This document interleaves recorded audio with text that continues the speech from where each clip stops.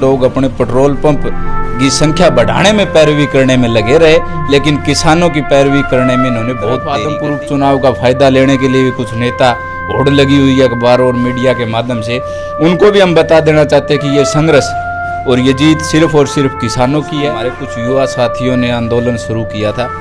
धीरे धीरे हमारी जो क्षेत्र की किसान सरदारी को इस बात का आकलन 65 दिनों तक जो आंदोलन अब पीछे चलाया, उसमें चौकी के ऊपर कब्जा करने का काम किया। तो वहाँ आंधी, मींह, तूफान और 50 डिग्री से ऊपर तापमान में जो वहाँ संघर्ष किया, यहाँ के एमपी और एमएलए आप नंबर देने की बात करें, मैं तो उनको नंबर देने की। दोस्तों, जनमंच पे एक बार फिर से आपका स्वागत है और आज हमारे विशेष मेहमान है संदीप धेरणवास, जो किसान नेता है।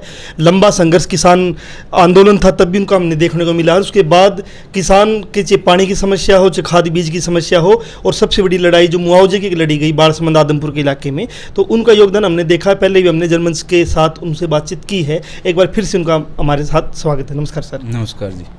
सर, बहुत लंबी लड़ाई के बाद एक मुआवजा मिला, तो कितना मुआवजा मिला है, एक बार मैं ये जानना चाहता हूँ।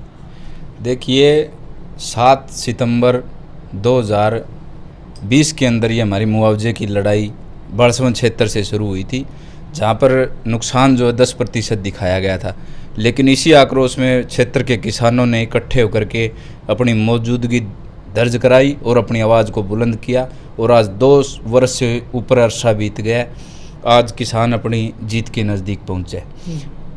बाड़समंद क्षेत्र के 19 गांव का एफसीआर जो है वो 37 करोड़ रुपए बनी थी। लेकिन आज मैं अभी देख रहा था, जो लेटर डीसी हेडक्वार्टर को जारी हुआ, उसमें 19 करोड़ 60 लाख रुपए दिखाई जा रही है। तो कहीं ना कहीं किसानों के साथ में दो फाड़ करने या धोखाधड़ी करने का काम सरकार अब भी कर रही है। आदमपुर में और बाड़समंद में हम देखते हैं, उससे पहले खेड़ी का एक बहुत लंबा चला, जिन्होंने तहसील पे कब्जा किया था। उसके बाद आदमपुर में और बाड़समंद में तहसील पर थाने पे कब्जा किया गया। लंबा एक आंदोलन चला जिसमें महिलाओं की भी भागीदारी बहुत ज़्यादा थी। मैं जानना ये चाहता हूँ कि किस प्रकार से एक आंदोलन की शुरुआत होते हुए कुछ लोग हुए, फिर बढ़ते बढ़ते इस तादाद में हो गए कि हज़ारों की तादाद में आदमपुर और बाड़समंद के लोगों ने थाने का घेराव किया। वो आप सब उसमें शामिल थे, तो वो जानना चाहता हूँ मैं एक बार। देखिए, 2020 में जब गिरदावरी का गलत आंकड़ा सरकार को रखा गया प्रशासन की तरह, तो रोष में हमारे कुछ युवा साथियों ने आंदोलन शुरू किया था। धीरे धीरे हमारी जो क्षेत्र की किसान सरदारी को इस बात का आकलन हुआ और एक आंदोलन ने बहुत बड़ा विकराल रूप लिया। और खेड़ी की भी आप जैसे बात कर रहे हो, आदमपुर की भी उसी तर्ज पे बाड़समंद के किसानों ने बार बार घेराव और 65 दिनों तक जो आंदोलन अब पीछे चलाया, उसमें चौकी के ऊपर कब्जा करने का काम किया और तहसील पर अपना पूरा प्रेशर बना करके सरकार को झुकना पड़ा और किसानों की आवाज़ को उन्हें सुनना पड़ा। संदीप, अभी एक किसान आंदोलन हुआ है पहले भी, और एक आपका लड़ाई के बाद एक मुआवजा मिला है। इसी दौर में अभी उपचुनाव होना है आदमपुर में। जैसे उपचुनाव की शुरुआत है, तो कुछ जो राजनीतिक पार्टी के लोग हैं या विपक्ष की पार्टियों के लोग हैं, वो इसको बुझाना चाहते हैं कि ये हमने दिलवाया है या हमारे प्रयास से मिला है, जबकि साफ साफ ही किसानों के आंदोलन के प्रयास से है। तो उसको आप कैसे देखते हो? नहीं, ये आपकी बात सही है कि उपचुनाव के मद्देनज़र कुछ लोग हैं इसको अपनी तरफ खींचना चाह रहे और किसानों के संघर्ष को अपना संघर्ष बता रहे कि हमने किसानों के लिए ये कर दिया। ये वही लोग हैं जो नलवा हल्का से अपने आप को सरताज साबित करने में लगे हुए हैं, या फिर आदमपुर उपचुनाव में अपनी मौजूदगी या फिर किसान हितैषी होने का परिचय देने का काम कर रहे हैं।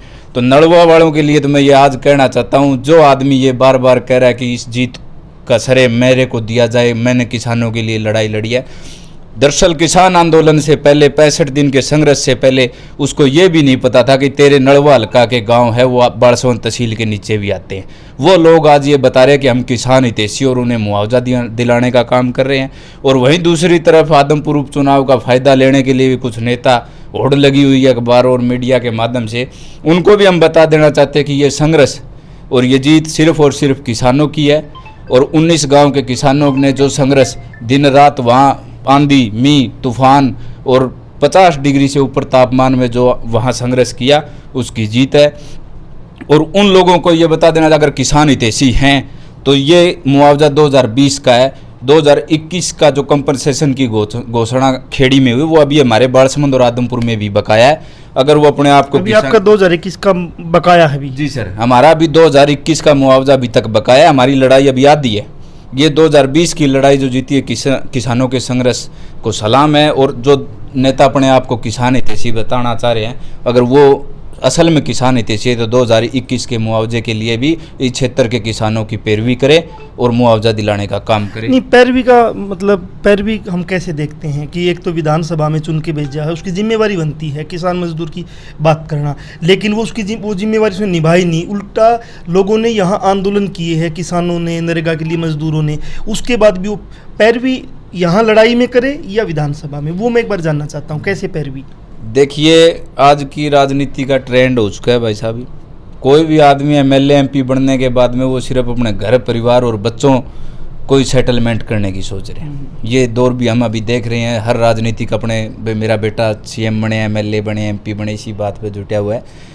हालांकि इनका फर्ज है, इनका कर्तव्य बनता है कि अपने क्षेत्र की जनता जिन्होंने इन्हें नुमाइंदा बनाकर भेजा उसकी आवाज़ विधानसभा में उठाए। लेकिन ये हम पीछे देख चुके कि 2020 का मुआवजा 2 साल के अरसे के बाद, और वो भी किसानों ने जब आवाज़ उठाई और तहसील पर अपने घेराव रखे, उसके बाद में इन्होंने जाकर के ये आवाज़ है सरकार के कानों तक पहुंची है। तो ये पैरवी तो आप इनकी देख सकते हो कितने ज़्यादा पैरवीदार हैं ये। देखिए भाई साहब, सही कहा आपने पैरवी का मतलब, लेकिन इनकी जिम्मेवारी और कर्तव्य यही था कि इन्हें विधानसभा में अपने किसान, मजदूर और गरीबों के हकों की आवाज़ को उठाना चाहिए था। लेकिन ये अपनी औलाद और परिवार को सेटलमेंट करने में जुटे रहते हैं। 2.5 साल 2 साल का जो आंदोलन का अरसा गया बालसवन तहसील का, उसके बाद तो इनको ये पता चला है कि कुछ गांव तुम्हारे बालसवन क्षेत्र में भी हैं, और वहीं दूसरी तरफ इनको ये पता है यहाँ की मुख्य मांग मुआवजा है। तब जाकर के किसानों की आवाज़ सरकार तक पहुंची है। तो आप पैरवी का मतलब भी आप समझ गए होंगे कि भी अपना कर्तव्य कितना निभा रहे हैं। संदीप, एक चीज़ और मैं जानना चाहता हूँ, मतलब मुआवजा मिलेगा भी किसान को, वो मुआवजा मिलेगा एक संघर्ष के बाद, जबकि वो उसका अधिकार था, उसको पहले दिन मिलना चाहिए था। लेकिन एक किसान 2.5 साल लगातार आंदोलन धरने में आता रहा, उसका घर से खर्च भी लगा है, आने जाने में किराया भी लगा है, टाइम भी उसने अपने थकाया है। एक उसके बाद अगर उसको मिलता है तो यहाँ का जो नुमाइंदा है, जो विधानसभा में चुन के बैठा है या संसद के अंदर बैठा है, उसको कितने नंबर दिए जाएंगे कि वो पहले दिन अगर वो जो उनकी ज़रूरत थी पूरी कर देता, जो कानूनी तौर पर ठीक थी, तो 2-2.5 साल लेट नहीं होता। और इस 58 करोड़ जो रुपया मिला है आदमपुर बालसमंद को, इसका ब्याज कौन देगा?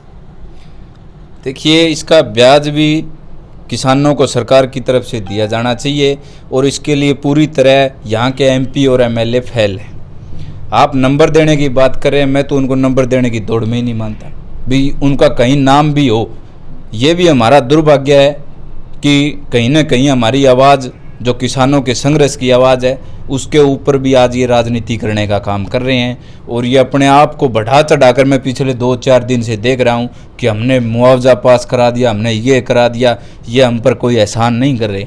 हम बता देना जो किसानों के हक की लड़ाई थी और किसानों के हक, अगर ये पैरवी ईमानदारी से करते तो ये 2 साल लेट नहीं होता मुआवजा, और किसान को इतना आंदोलन करना नहीं पड़ता, अपने संसाधन वो खर्च नहीं करने पड़ते, अगर ये ईमानदारी से पैरवी करते। तो ऐसा ही कहना चाहते हो आप? मैं ऐसा ही कहना चाहता हूं। लेकिन भाई साहब, दुर्भाग्य की बात है, ये लोग अपने पेट्रोल पंप की संख्या बढ़ाने में पैरवी करने में लगे रहे, लेकिन किसानों की पैरवी करने में इन्होंने बहुत देरी कर दी।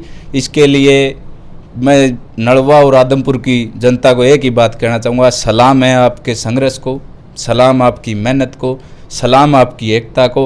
और इसी तरह एकता बना करके आप अपने हर किले को फतेह करें, और गरीब किसान और मजदूर की हकों की आवाज़ को उठाने के लिए आप खुद एकजुट होकर के अपने संघर्ष और अपनी आवाज़ को बुलंद करने का काम करें, न कि एमपी एमएलए इनके भरोसे बैठे। 2021 के लिए भी लड़ना है। तो 2021 की लड़ाई अभी शुरू हो जाएगी दोबारा। हमारा जो आंदोलन का मुख्य मुद्दा 2020 और 21 का मुआवजा रहा था, लेकिन अभी तक हमारी लड़ाई आती है कि हमें 2020 का मुआवजा ही कहीं मिलता हुआ दिखाई दे रहा है।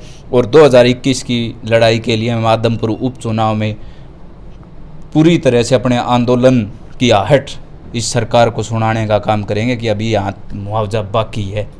एक किसान जिसकी फसल खराब हुई, इसको मुआवजा मिलना था, और मुआवजा उसको मिलता है बहुत संघर्ष के बाद, और संघर्ष के बाद जब मुआवजा मिलता है वो भी 2020 का मिलता है, 21 का भी बाकी है। जो सरकार जो वादे करती है, जो बात करती है कि हम किसान हितैषी है, मजदूर हितैषी है, वो कितनी किसान मजदूर हितैषी है वो देख सकते हो आप, कि सब कुछ आंदोलन करने के बाद अपने संवैधानिक अधिकार लिए जाते हैं, और आंदोलन करने के बाद जब उसको कुछ मिलता है तो यहाँ के जो राजनेता है, यहाँ के जो विधानसभा में चुने हुए हैं, यहाँ के जो सांसद हैं वो कहेंगे कि हमने सब कुछ दिलवाया है। अरे आपने अगर दिलवाया होता तो आप पहले दिन दिलवा देते, जो इनका संवैधानिक अधिकार था। इनको बारिश में, सर्दी में, गर्मी में, लू चलती धूप में नहीं बैठना पड़ता, और न इनको अपने संसाधन खर्च करने पड़ते। तो जनमंच के साथ बने हुए थे। धन्यवाद सर आपका हमारे साथ जुड़े। थैंक यू जी, आपका बहुत बहुत धन्यवाद। और आप